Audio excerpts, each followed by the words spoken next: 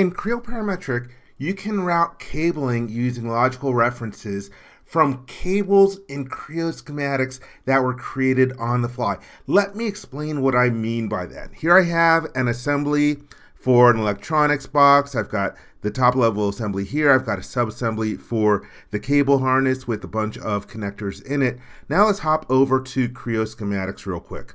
In another video, I showed how to create cables on the fly by bundling cores. So for example, if you select a bunch of different cables, you can choose create cable and select an existing artifact from the catalog explorer. So I had done that, exported this out to XML. Now let's try routing it in Creo Parametric because the process is a little different. Okay, so here I am in Creo Parametric. I'm going to open up the harness assembly, and inside of here, let's go into cabling mode. I'm going to go to applications and then cabling. First thing I am going to do, let's make the harness skeleton visible for my routing references. Now let's create our harness, and I'm going to call this, let's just call this electronics harness.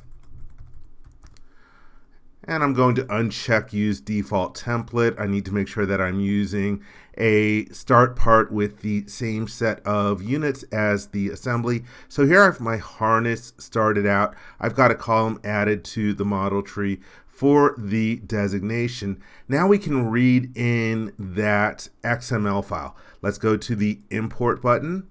And I'm going to import something from Creo Schematics. I'm going to import the entire XML file. Let me find the one that was used to create that. It's this one over here. I will click the open button. And it says it was read in successfully. Let's hit done return and done out of here. If we take a look at a comparison between the 2D and the 3D data, I want to show you that here it's looking to route 3 different cables. It's looking for 4 different reference designators, but there is no cable spool in here. One of the results of bundling those cores on the fly is that the cable spool definition doesn't end up in the XML file. Now, that will have some ramifications later on. So for example, if I go to the spools command and go to create, there's no option in here for logical. Let's designate our connectors. I will go to auto designate, and it automatically designated the single F size connector in here. Let's select the second line in here. And so for the P2 connector, let's just go to this component over here. And then for the next line, I'm just going to go to the next connector in here, and I'll select that one. And then if I hit the apply button by process of elimination, it figures out which is the next connector. Let's click OK out of here. You can see that now we have a bunch of different components designated inside of here. Now we can try to route our cables. Again, right now we don't have a spool, so let's go to the Route Cables button. And here in the Route Cables dialog box, we can use the search button to find the different cables, and it found 3 different cables inside of here.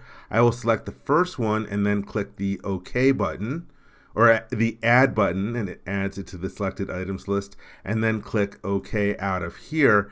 And you'll notice there's nothing in here. Normally at this point, if you're using the full-blown logical referencing process, you would get it listed in here. But what I found is that if you click on the Create Cable button, it'll allow you to create a spool right now for this. And let's see what I'm just going to call this my LRU harness spool.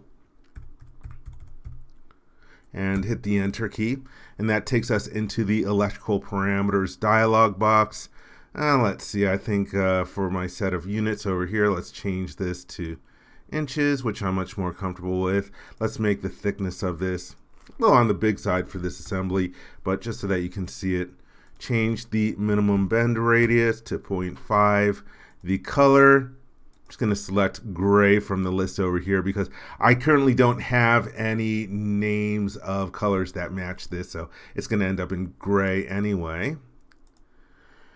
And now here's the important step. Here we have our number of conductors. The value is non-existent. Let's change that to 4. And now you can see that we can expand over here and expand this, and you can see the 4 conductors.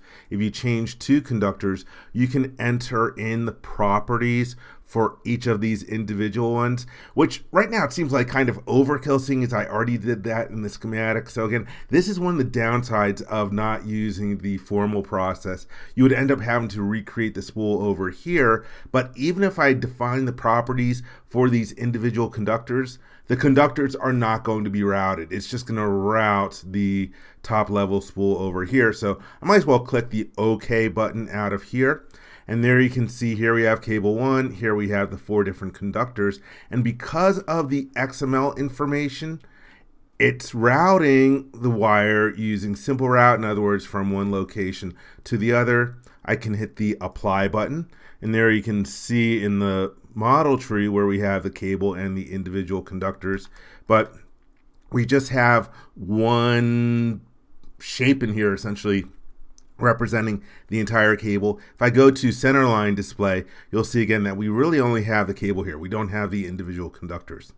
So let's route the other 2 cables. I can hit the search button. Let's grab cable 2.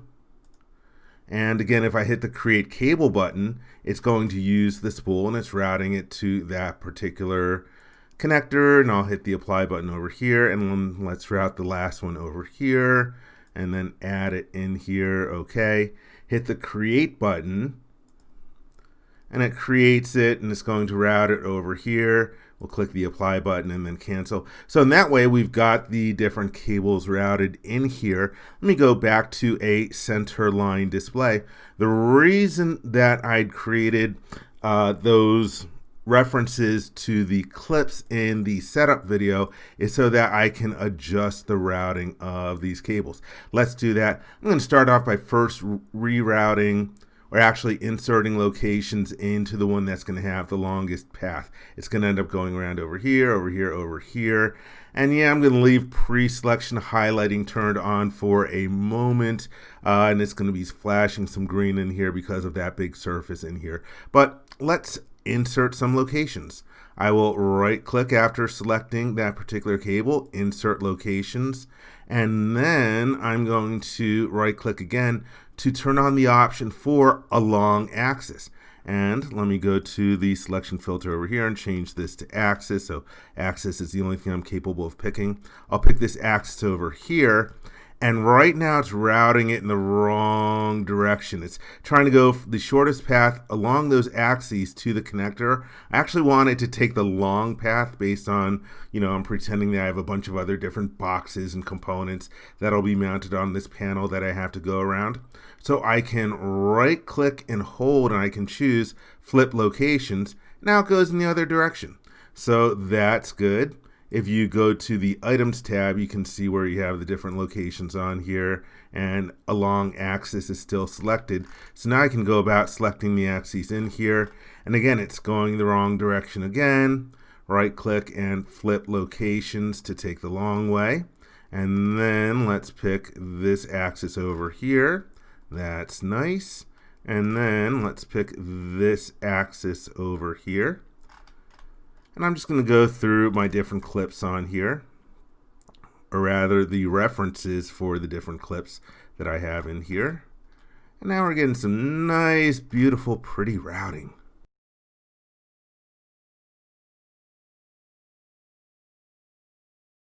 And that's good. It's going nicely into there. Let's hit the check mark. And so I've got the routing for the longest cable. The reason I did the longest one first is so that I can now use what I've done already here to reroute the other 2 cables.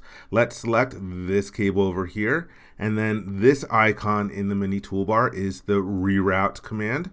And you're going to pick the first starting location. Let me zoom in over here. What you'll notice is if you see those orange dots, when you use the along axis option, you actually get 2 locations that are created for you, one at each end of the axis. And I'm going to use this one as my first location to jump in on, and the location where I want it to jump out. Let's select this one over here. And so now we've got it following the same routing. Let's hit the check mark for that one. And then for our last one, select it, reroute. Same process as before. Let's select this location to jump in on. Oh, ugly. I got a little bit of a loop in there, which happens sometimes. And then over here. And so there we have it routed. Let's hit the check mark. And it looks like the loop went away once I added the other location in there. By the way, a little bit of a cheat to get rid of those loops sometimes. You can play around with the minimum bend radius values for your spools. If you go to edit, select your spool, click the OK button, play around with minimum bend radius. Hey, it's not the worst thing in the world to fudge those different numbers. Also, if you get routing failing, again, you can play around with minimum bend radius. You know, it's not like a terrible crime or anything to fudge minimum bend radius because it's not hard and fast number. So anyhow, let's go to a thick cable display, and you can see the cables going through here. Let's hop back over to the main assembly. Before I do that though, I'm going to hide the skeleton so I don't have the reference geometry obscuring my view. Also, let's turn off my axis display, seeing as I no longer need that. And let's close this. And here we are in the harness assembly, and there you can see the cables that are routed by using logical referencing with those cables that were created on the fly. Now, one thing I do want to mention about this, let's go back to the assembly real quick. You're not going to get perfect data if you are generating your different information reports. So for example, if I go to the harness wireless all and click the apply button, you know, it's like here it's missing the conductor colors over here because we don't have the spool definition, but we do have really good numbers for the lengths, which is one of the main things that you are interested in when you are using this. Again, I'll hit the apply button.